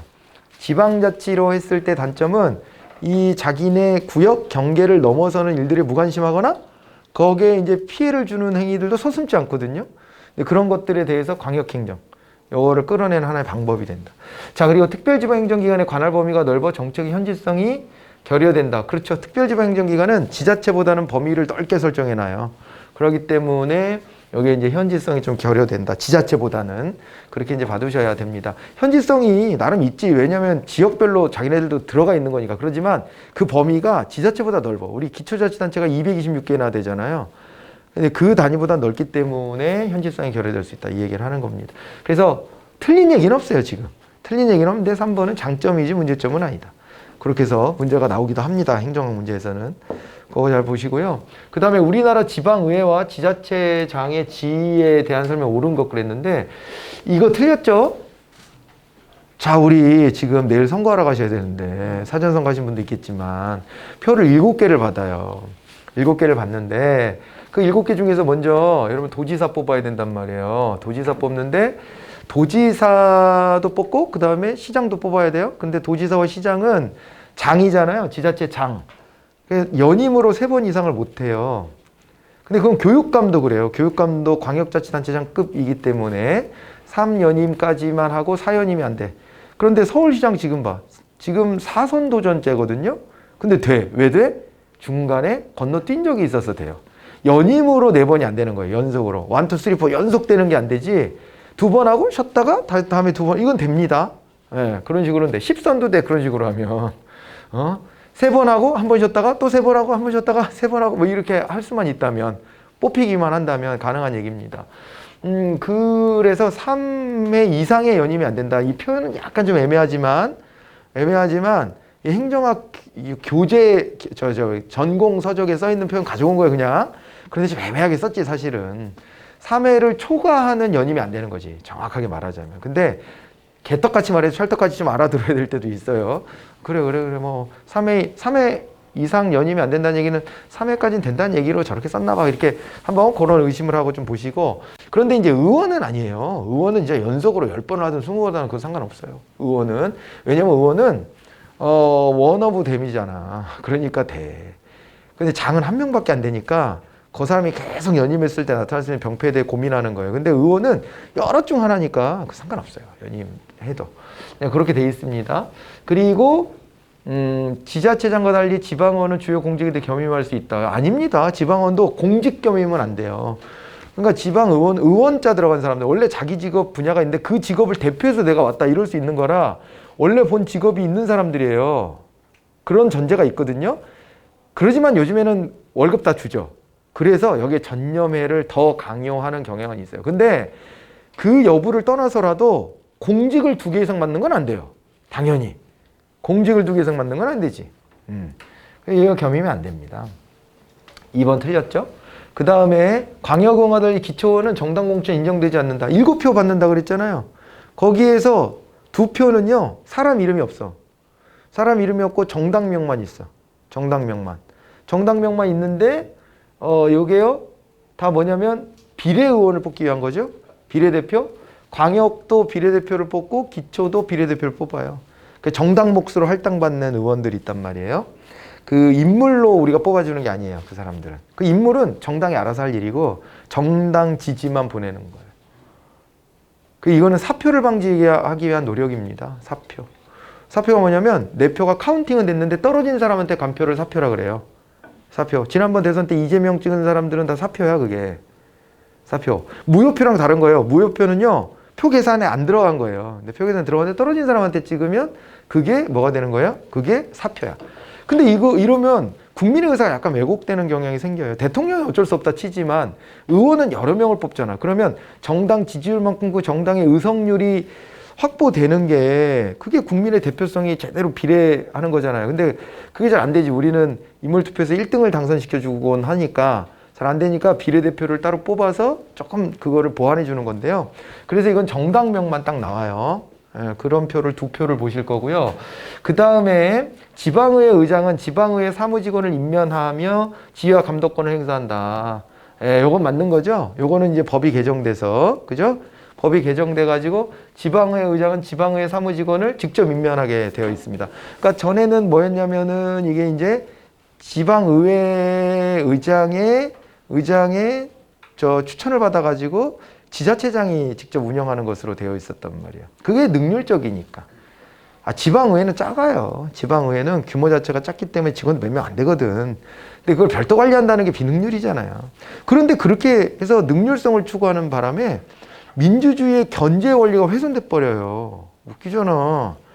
어떻게 입법과 행정을 분리를 안 하고 그렇게 합니까? 그래서 이거를 이번에 바꿨습니다. 이거 꼭 기억해 두세요. 시험에 나올 확률 높다. 왜냐면 예전에도 시험 많이 나왔던 부분이에요. 지자체장이 한다는 걸로. 많이 나왔던 건데 이번에 법이 개정된 것이기 때문에 나올 확률이 있다. 이렇게 좀 짐작됩니다. 그렇게 해서 해두시고요. 11번. 요거는 뭐 간단한 거죠? 직접성의 정도가 낮은 거. 사회적 규제는 높아야 낮아요? 사회적 규제는 높아야 낮아요? 사회적 규제는 중간. 직접성의 정도. 그 표 외우셔야 돼. 제가 외우라고 설명할 때도 좀 기억하기 좋은 방법대로 이렇게 했는데 비슷한 것들 묶어갖고 이렇게 얘는 여기 이런 식으로. 그래서 이게 규제 중에서는 경제적 규제는 높은 거, 직접성이. 그리고 사회적 규제는 중간인 거. 이렇게 됩니다. 규제인데 낮음으로 갈 수는 없어요. 그렇고 정보 제공은 직접성이 높아요. 직접 정보 제공하는 거니까. 야, 봐! 이러고서 해주는 거죠. 정보 제공. 그죠? 자, 그리고 바우처. 이건 낮음이야. 왜냐하면 저 민간에 의지하는 거예요. 민간한테 니들이 생산해놓고 이용해야 될 사람들한테 돈을 주는 방식이잖아요. 시장에서 만들어진 거 사서 쓰세요. 그냥 돈만. 세상에서 제일 쉬운 일이 돈으로 해결하는 거예요. 나중에 그래서 부모님한테 후회하지 않으려면 시간을 많이 할애해서 부모님하고 시간을 보내라는 그런 얘기도 하죠. 그러니까 부모님한테 내가 바쁘니까 내가 번 돈에서 용돈 쓰세요 이렇게 주면 본인은 막 만족해. 왜냐면 자기는 그 돈 버느라 고생했잖아. 그러니까 그만큼 고생한 거를 덜어서 부모님한테 주는 것은 매우 소중한 거라고 생각은 하지만 실제로 돈으로 할 수 있는 일이 가장 간편한 일이에요. 그잖아요. 시간을 같이 보내고 거기서 같이 뭔가 교감할 수 있는 걸 만들어야 되는데 그렇지 않나? 그잖아요. 그런 차원으로 접근해 보세요. 그러면 바우처. 돈으로 해결한 거잖아, 그냥. 돈 찌끄러주고 해결한 거야, 정부가. 그래서 직접 뭘 한 게 아니라 돈이라는 수단으로 저기 이 돈 갖고 밖에서 좋은 거 해. 이런 거 한 거잖아. 그 직접성이 나쁘나. 이런 인식으로 접근하세요. 그래서 비슷한 게 뭐냐, 보조금이에요. 보조금은 생산자 중심으로 주는 거지, 이제 보조금은. 생산자한테 이거 나 대신해서 너가 만들어줬네? 야, 내가 돈으로 보상할게. 이렇게 하는 거거든. 그래서 민간의 영역이 굉장히 많이 끼어들어오는 거예요. 2개 찾았네, 이미. 자, 그리고 정부 출자 기업. 이것도요, 돈으로 해결한 거지, 뭘. 돈으로 그냥 지분만 꽂아준 거예요. 대신에 주도권 민간 기업이 더 많이 가져요. 정부가 50% 이상 만약에 지분을 확보할 정도로 출자하면 그건 공기업이 되거든. 그러면 이제 의사결정권을 다 쥐는 셈이 되기 때문에 그러면은 어떻게 돼요? 그러면은 그때는 직접성이 높아지는 거예요. 그런데 그냥 출자 기업 정도로만 나오면 요거는 그냥 돈을 좀 꽂았구나. 이 정도만 생각하시면 돼요. 50% 이상 책임질 정도로 꽂진 않고 그냥 적당히 꽂았구나. 이렇게 영향력을 조금만 가졌구나. 이렇게 보시면 됩니다. 정부 출자 기업. 그래서 얘까지가 답이네요. 디귿, 리을, 위음 이렇게 해서 답을 찾아야 되고 조세 지출도 중간이었어요. 이건 왜냐면 조세 지출은 보조금 성격이지만 그러면 낮음이잖아. 근데 걷어야 될 세금을 감면해 줬다가 끼어 들어가잖아. 그래서 중간으로 봐요. 그렇게 해서 이해를 하면서 이거를 분류를 하면 기억하기 훨씬 쉬워요. 무식하게 말이야. 무턱대고 막 그 앞글자 따가지고 외우고 맨날 항상 그렇게 할 필요는 없어. 이렇게 이해를 한번 해보세요. 됐죠? 12번, 요 지식행정 원리에 해당하지 않는 게 뭐냐. 암묵지의 기능을 강조하는 거예요, 사실은. 요게 좀 헷갈릴 수 있습니다. 암묵지의 기능을 강조해서 형식지로 끌어내죠. 근데 이게 그래서 형식지가 더 중요한 거 아니야? 이렇게 헷갈릴 수 있어, 이게. 여러분, 이거 다른 사례인데 제가 번뜩 떠오르는 게 이건데? 정부가 물가를 잡으려고 노력하죠? 물가를 잡기 위해서요. 물가를 잡는 기구를 만들어놨는데 그게 한국은행이에요. 한국은행인데 한국은행의 제일의 목표는 물가 안정이에요. 그런데 한국은행이 그래서 통계로 뭘 잡아내는 줄 알아요? 생산자 물가를 잡아요. 왜 그런지 알아요? 궁극적으로 소비자 물가를 잡으려면 생산자 물가를 확인해야 돼. 그러니까 기업이 뭐 원료 살 때 가격이 올랐어. 이게 생산자 물가야. 그게 오르면 몇 달 뒤에 소비자 물가가 오르거든. 그러니까 먼저 뭘 파악해야 돼요? 생산자 물가를 파악해야 돼. 근데 궁극에 잡으려고 하는 건 뭐예요? 소비자 물가지. 그래서 생산자 물가에 관심이 있어. 이게 뭔지 알겠죠? 그런 식으로 암묵지, 각자에 들어가 있는 암묵지를 끄집어내는 게 목표야. 그래서 야, 너 알고 있는 걸 여기다 적어봐. 이렇게 하는 거예요. 그 형식지화 하는 거가 암묵지를 끌어내게 하는 거예요. 여기서 더 중요한 건 형식지가 아니라 암묵지예요. 거기 좀 헷갈렸을 수 있고, 연성조직이면 반대가 경성조직인데 그럼 뭘 얘기하는 걸 것 같아? 연성조직이면 신축적인 조직이지. 신축적인 조직. 그러니까 조직 구성원이 좀 더 늘었다 줄었다 뭐 이렇게 할 수 있는 조직이 연성조직이고, 경성조직은 그게 딱 견고하게 굳어져 있는 거예요. 이것도 이제 국어 문제네요. 아니 뭐 해설하다 보니까 여러분들이 왜 그런 얘기 했는지 좀 이해는 되네. 그죠? 예, 몇 문제가 이제 국어적인 문제들이 있어요. 지금 보니까. 그죠? 자, 이제 그렇게 되고, 그 지식행정이면은 요게 이제 연성조직의 강화가 맞잖아요. 의사소통의 공식화. 의사소통의 공식화. 이거 좀 딱딱하지 않아? 너무 정직되고 얘가 저 공식적인 의사소통만 된다면은 그잖아요. 그럼 제대로 지식행정이 되나? 서로 의사소통이 이거는 좀 차단되는 측면이 있을 텐데 이거 3번 찾으셨어야지. 이거 3번은 답은 사실은 알고 보면 어렵진 않아요. 비공식적인 의사소통까지 활발해야지 지식을 서로 노하우를 공유하고 학습 효과도 만들어내지. 그렇지 않나? 인적 자본 강조합니다. 그죠? 네, 이게 3번이 답이었어요. 그 다음에 정보 규제 유형. 수단 규제, 관리 규제, 산출 규제, 성과 규제가 나왔는데요. 수단 규제, 정보의 목표 달성을 위해 필요한 기술이나 행위에 대한 사전적인 규제다. 이렇게 나왔습니다. 그죠? 그리고 관리 규제, 수단과 성과가 아닌 과정에 대한 규제다. 산출 규제, 규제가 의도한 최종 산출물을 강조한다 그랬고, 성과 달성의 정도를 정하고 이를 확인해야 하는 관리 규제를 적용하기 어려울 때 적합하다. 이게 좀 어렵죠. 이런 규제 유형을 이런 식으로 나누는 기준도 있으니까 한번 확인해 보시라는 거고, 그런데요, 그럴 때 어떻게 해요? 정신을 똑바로 차리고 잘 봐봐요. 성과 달성의 정도를 정하고 이를 확인하는 것이 그 자체가 성과 규제 아닙니까? 이게 관리 규제라고요? 성과 규제 같은데? 그죠? 성과 규제 이게 내용이. 그래서 이건 원래요, 여기가 관리 규제가 돼야 되고요. 관리 규제라는 것은 성과 달성의 정도를 정하고 이를 확인해야 되는 성과 규제를 적용하기 어려울 때 관리 규제를 한다. 이게 원래 맞는 표현이고요. 네, 맞는 표현이고, 여기에서 이게, 그죠? 이게 이상한데? 이게 자체가 성과 규제 아닌가? 라는 걸 떠올렸다면 좀 쉽게 풀었을 텐데, 조금 생소한 주제여서 이건 조금 난이도가 있는 문제로 볼 수는 있겠네요. 자, 그렇게 되고, 그 다음에 규제가, 그래서 관리 규제 여기죠. 수단과 성과가 아닌 과정에 대한 규제를 관리 규제라고 한다. 그래서 관리 규제를 할 때는 이 과정에 대한 규제를 하는 것은 성과 규제를 하기가 좀 어려울 때, 그럴 때 과정에 대한 규제를 좀 더 한다. 이렇게 이해하시고 넘어가시면 됩니다. 자, 그렇게 받으시고, 그 다음에 민간 위탁의 장점으로 볼 수 없는 것 그랬습니다. 우리 민간 위탁이 뭐 계약 방식, 바우처, 뭐 또 아까 있었던 뭐 보조금, 뭐 아니면 자원봉사, 자조활동 등등 뭐 아니면 프랜차이즈 면허 이런 것들 막 얘기했는데, 이것의 장점으로 볼 수 없는 게 뭐냐인데요. 당연히 1번 아니에요? 책임성, 공공서비스의 책임성은 정부가 쥐고 할 때 책임성이 있는 거예요. 한전 민영화 얘기가 있지만 이거에 반대하는 사람들은 왜 그래요? 반대하는 사람들은 일단 이게 민영화를 했을 때 이 독점적인 기업인데, 그러면 공공서비스를 책임성이 약화되는 거 아니냐. 돈 없는 사람은 전기도 못 쓰는 거 아니냐. 가격 막 올리는 거 아니냐. 이런 염려를 하는 거예요. 그래서 민영화에 반대하는 사람들은 그래서 반대하는 거고, 찬성하는 사람들은 이것도 좀 능률적으로 돌아가게 좀 해보자. 이렇게 생각하는 거고요. 또 그 생각들도 하더라고요. 찬성하는 사람들은 우리나라 공기업이 이제 경쟁력을 가졌다라고 보기도 하더라고요. 그래서 이거를 공기업을 민간하고 경쟁하게 두면 훨씬 더 팽창할 수 있다는 믿음도 가지고 있더라고요. 더 잘 될 거야. 이런 생각도 하더라고요. 근데 뭐 아무튼 간에 그런 게 좀 맞서고 있긴 한데 어찌됐거나 이거는 공통적으로 찬성 쪽이든 반대 쪽이든 인정하지 않을 수 없을걸요? 그죠? 공공사회 공급의 책임성은 약화되는 건 맞아요. 그렇잖아요. 민간 기업인데 뭘 책임져? 뭘 책임지래? 자, 그리고 전문 기술과 지식 활용할 수 있고 공공서비스 질적 수준 개선, 업무량에 따른 탄력적 대응, 이거 다 충분히 가능하겠죠? 그죠? 자, 그래서 1번, 요거는 쉬웠을 것으로 보여지고요. 이거 행정개혁, 요건 조금 이제 지식 문제입니다. 그래서 요거는 한번 좀 마지막 체크 좀 하자는 차원에서 제가 좀 냈어요. 네, 체크 좀 해보자. 행정개혁 파트에서 나올 수도 있고요. 아니면은 NPM식 개혁에서 물어볼 수도 있어요. 그래서 이건 90년대 클린턴이라는 대통령이 있었어요. 우리 미국 대통령도 좀 알면 좋은데. 미국의 워싱턴 대통령은 시험에 안 나와요, 우리? 그때는 오히려 그때 재무장관을 지냈었던 그 누구예요?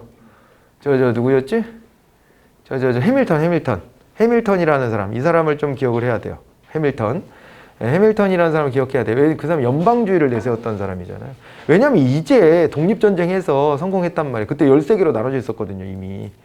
근데 우리 주 단위로 이렇게 쪼개져서 하지 말고 힘을 키우기 위해서 그때는 신생국가니까 힘이 약해 다. 우리 뭉치자! 이렇게 한 거예요. 그리고 연방으로 간 겁니다. 연방주의 해밀턴이 내세웠고. 그 다음에 뭐 이제 3대 대통령 제퍼슨이라든가 말이에요. 그 다음에 또 누가 있어요? 제퍼슨이라든가 7대 대통령 잭슨 같은 사람이 기억해둬야 될 사람들이에요. 그죠? 또 대통령이 예산제도 할 때 또 많이 나와. 거기 보면, 그죠? PBS 도입했던 사람 누구예요? 트루만. 그 다음에 PPBS는? 존슨. 그죠? 존슨. 그 다음에는 바로 그 다음에 이어서 MBO로 넘어갔던 누가 있어요? 아니, 카터 전에 닉슨이 중간에 껴있어요. 그 다음이 카터입니다. 그 다음이 이제 카터가 제로 베이스 버제팅. 이렇게 넘어가. 그 다음 레이건오믹스 할 때 레이건. 그러고 난 다음에요. 그 다음에는 아버지 조지 부시가 있어요. 아버지가 대통령 한 번 하고 아들은 나중에 2번을 하거든요. 근데 그 아버지 조지 부시, 그 집안은 뭐 장난 아닌 집안이야. 아버지 대통령 했지, 그 큰아들 대통령 했는데 그 작은아들은 주지사하고 집안이 돈도 되게 많은 뭐 석유 관련 기업 집안인데 완전 초강력 엘리트인데. 근데 아무튼 그 조지 부시라는 사람이 냉전 해체를 이끌었던 조지 부시 아버지 대통령이 있어요. 이제 그 양반이 했는데 4년 하고 그 이라크 전쟁 했다가 그게 좀 평가를 잘 못 받아가지고 그러고서 이제 4년 하고 정치 신인한테 떨어졌는데 그게 클링턴이야. 이건 여담처럼 들으시면 돼요, 지금 얘기는. 근데 클링턴 좀 기억해야 돼. 이것 때문에. 이게 국가성과심의회 이걸 설치해가지고 이것도 NPM식 개혁이에요. 그러니까 이 당시 90년대는 재밌는 게요. 좌파가 집권을 해도 우파식 NPM 개혁을 다 합니다. 유럽도 마찬가지고 우리나라도 그래요. 우리나라는 더 그럴 수밖에 없는 게 너무 국가주도성이 강했으니까 더 그랬고요. 김대중 노무현 정부가 우리나라식으로 따지면 좌파 정권이잖아요. 그런데 그때 NPM식 개혁을 아주 강력하게 하거든요. 근데 그게 우리나라만의 경향도 아니고 그때는 흐름이 다 그랬어요. 왜냐면 그때 공산주의가 이념 대립하는 공산주의 무너지고 막 이럴 때거든. 그러니까 그 이후니까 그래요. 미국도 클린턴은 민주당이거든요. 그런데 강력한 NPM식 개혁을 합니다. 예, 그리고 우리 시험에도 언급된 적은 있는데 자주는 아니지만 영국에 가면 토니 블레어라는 사람이 있어요. 제3의 길, 블레어. 이 사람도 노동당인데 그 전에 있었던 대처리즘에서 크게 벗어나지 않아요. 이런 경향이 90년대 후반에 다 있어요. 그거의 하나입니다, 이게. 90년대. 클링턴. 아셨죠? 네, 그래가지고 클링턴의 국가성과심의회. 엘고라는 부통령이 이걸 위원장을 해가지고 주도해가지고 그래가지고 이 보고서를 만들어요. 그래서 요런 거 제시했던 게 요런 거다 봐두시고요. 엘고가 그리고 이제 이 8년 임기 끝난 다음에 엘고가 부통령 다음에 대통령에 출마했는데 득표는 더 많이 하고 그 아들 조지 부시한테 떨어져. 얘네들은 독특한 선거제도를 가지고 있어가지고 득표는 더 했는데 떨어져. 주 단위별로 또 할당을 하거든요. 그러다 보니까 떨어졌어. 뭐 그렇게 됐던 역사 가지고 있어요. 이제. 그래서 거기까지는 좀 아셔야 돼요. 이 국가성과심의회까지는 미국에서. 그 이후에 관련된 오바마 얘기나 이런 얘기는 안 나옵니다. 그때 이제 조지 부시 8년, 그 다음에 오바마 8년, 그 다음에 트럼프 4년 뭐 이렇게 넘어온 건데 근데 거기는 안 나와요. 거기는 우리 신경 안 써도 돼. 근데 요 클링턴의 국가성과심의회까지는 좀 보셔야 돼. 그거 하나 봐줍시다. 넥스트 스텝은 아니잖아, 솔직히. 넥스트 스텝은 거르고 가야지. 넥스트 스텝은 뭐가 나와야 돼요? 책임운영기관이 나와야 되잖아요. 그거 없잖아요. 그죠? 시민원장도 우리 공부한 적 있어, 이거. 단원 문제 풀 때. 시민원장. 영국에서 시민원장. 우리나라에서도 이거 받아들였다 그랬잖아요. 그래서, 그죠? 그래서 요거는 시민들의 권리를 확인해 주는 거예요. 시민들한테. 자, 그래서 요거는 이제 저 영국에서 어디야, 대처 이후에 메이저라는 총리가 있어요. 그 메이저 총리 때. 91년도 이럴 때 시민원장 제도가 채택이 됐습니다. 그죠? 자, 그리고 후보위원회는 또 요거는 앞서서 미국의 어떤 행정개혁과 관련된 건데, 클리브랜드 위원회 같은 게 있었잖아요. 그게 이제 LIBS, 이런 것들을 좀 제시했었던 라고 봐야 되고, 이런 위원회들이 몇 개가 좀 이렇게 연결이 돼서 제가 그걸 해설에다가 쭉 좀 넣어드렸을걸? 해설에다 넣어드렸을 텐데, 거기에 몇몇 개가 있어. 그래서 그걸 같이 한번 좀 볼게요. 제가 해설에다 적어드린 거를. 이거를 보면은, 여기에 미국 얘기, 요 역사를 쭉 넣어줘서 10년도네. 1910년도. 연도까지는 기억 안 하셔도 돼. 예, 그래서 LIBS가 언제 장착됐는지 그 감이 있잖아요, 우리가. 예, 그래갖고, 그때 이제 2차 세계대전 전이지. 이제. 클리브랜드 위원회, 1차 세계대전도 더 전이네. 클리브랜드 위원회가 저력과 능률에 대한 대통령위원회, 이렇게 나올 때도 있었어요. 자주는 아니에요. 근데 이게 언급된 적은 있어. 그래서 기억해 두셔야 돼. 이거를 좀 하셔야 되고, 그래갖고 LIBS, 예, 이런 것들에 대해 가지고 제안을 했다. 이렇게 이제 보셔야 되고요. 그리고 이제 후보위원회가 나왔는데, 요거는 이제 뭐가 나왔냐면은, 이게 이제 그 조직 관리에서의 능률성, 민영화, 이런 걸 얘기했다고 나오잖아요. 그런 거 간단히 체크만 해 두시면 돼. 그래서 이게 이름이 나왔을 때 그게 뭐다 정도만 좀 이제 볼 수 있을 정도만 간단하게 좀 해놓고, 이번 기회에 그렇게 한번 좀 이렇게 스치듯이 가보자. 그런 정도 맥락이었다. 이렇게 봐두시면 됩니다. 그래서 그 흐름을 일부러 그래서 여기 4번 해설할 때 거기다 쭉 길게 이렇게 넣어드렸어. 그래갖고 요거 한번 다시 한번 체크를 해두시기 바랍니다. 예, 그렇게 하시고, 정부 업무평가에 대한 얘기입니다. 정부 업무평가의 대상기관에 얘네들이 들어가는 건 맞는데, 공공기관은 자체평가나 외부평가한다 그랬잖아요. 이거 여러 번 강조해드렸던 부분이에요. 얘네들은 자체평가를 해. 심지어 중앙행정기관은 국무총리 알아서 체크도 해. 그죠? 마음에 안 들면. 그런데 얘네는 자치하니까 또 그렇게 못하지만 어쨌건 그런 정도가 있고, 얘는 외부평가, 경영성과 평가하는 거라 그랬잖아요. 외부평가를 하여야 한다라고 명시되어 있어요, 법에. 외부평가를 하여야 한다. 자, 그리고 특정평가라는 거 아까도 잠깐 언급해드렸는데, 대통령이 하는 게 아니라 국무총리가 주관하기 때문에 틀려요. 그죠? 여기 정부 업무평가위원회 자체가 국무총리 소속이고요. 그 위원장은 2명이죠. 국무총리 1명과 민간위원. 물론 대통령이 위촉합니다. 근데 이 둘이 공동위원장을 해요. 그래서 4번도 틀린 거잖아요. 2명이라는 얘기는 여러 번 했는데, 2명 위원장 체제 갖고 있는 게 또 하나가 있어. 이거 말고도. 규제개혁위원회. 거기도 비슷한 방식으로 위원장 둘이에요.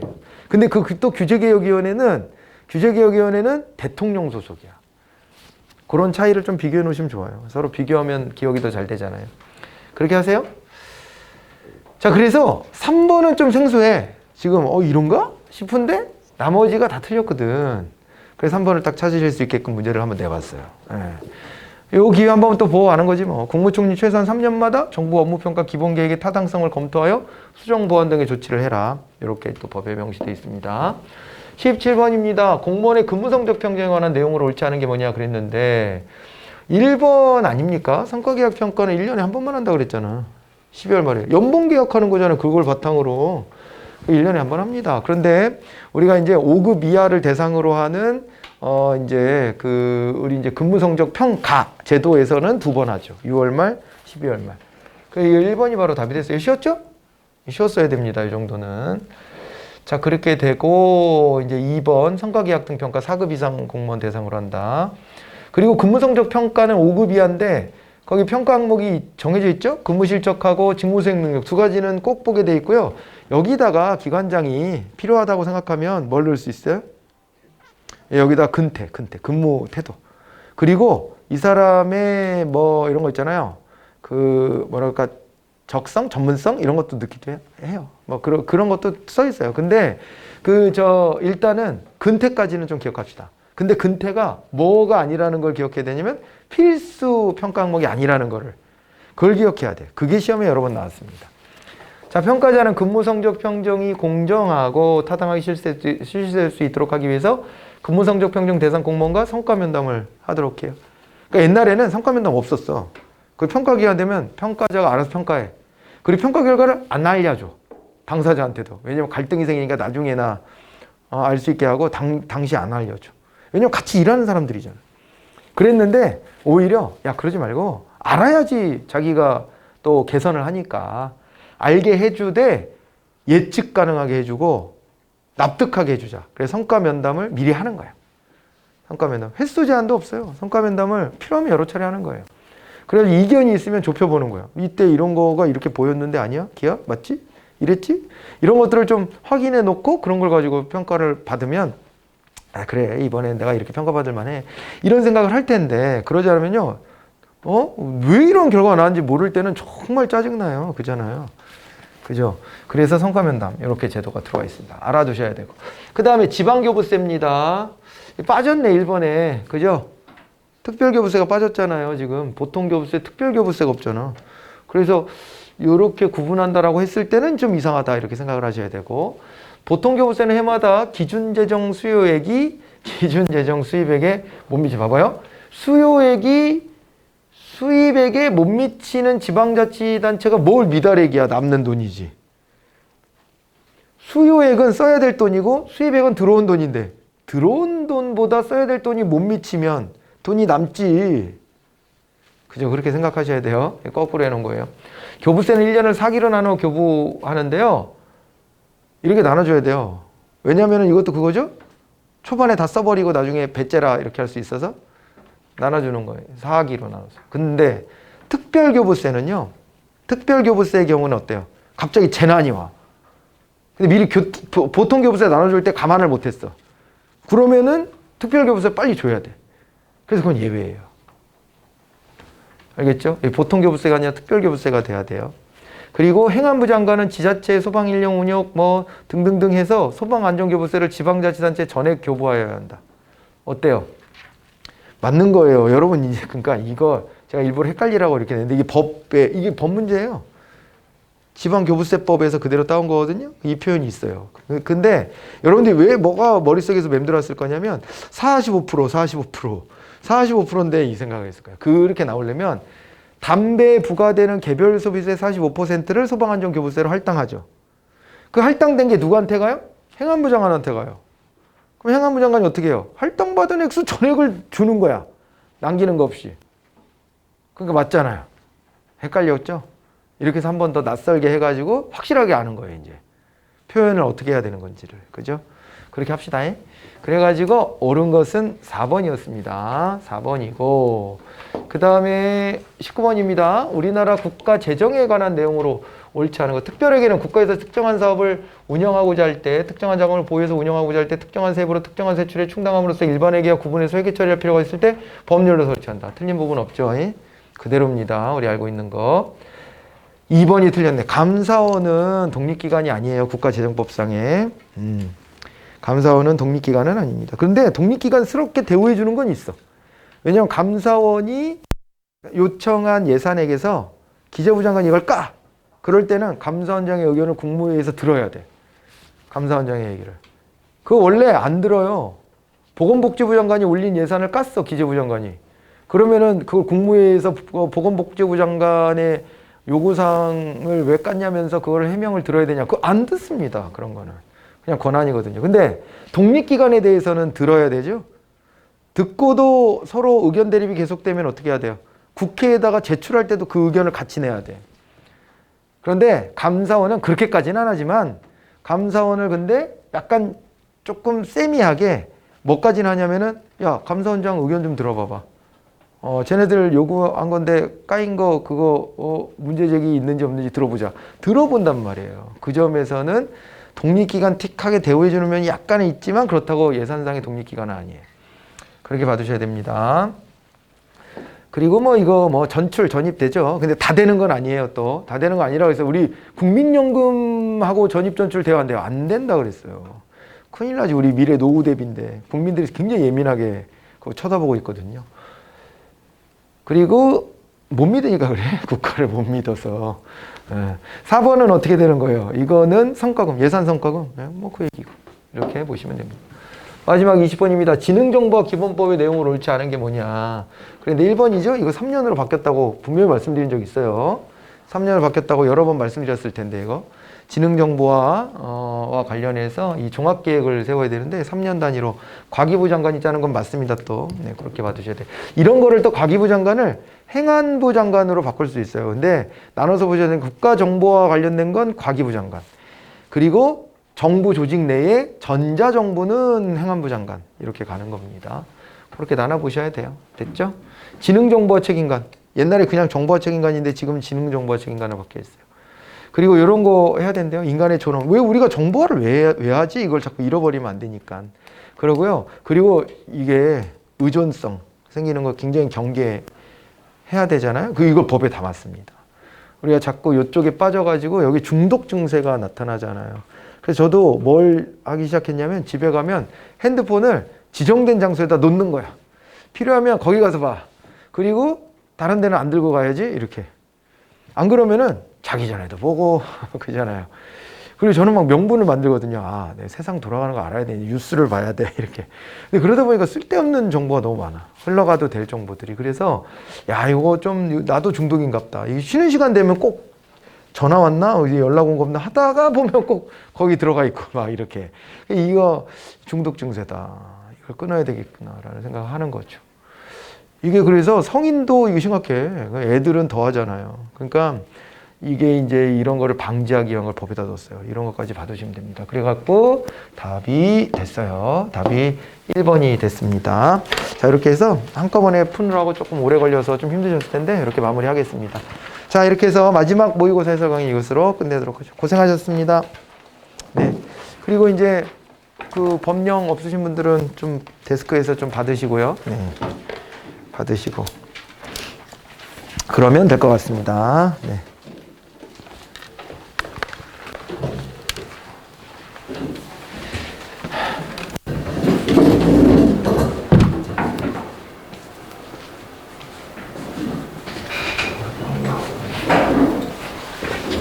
프린트 된 거죠? 2명. 네.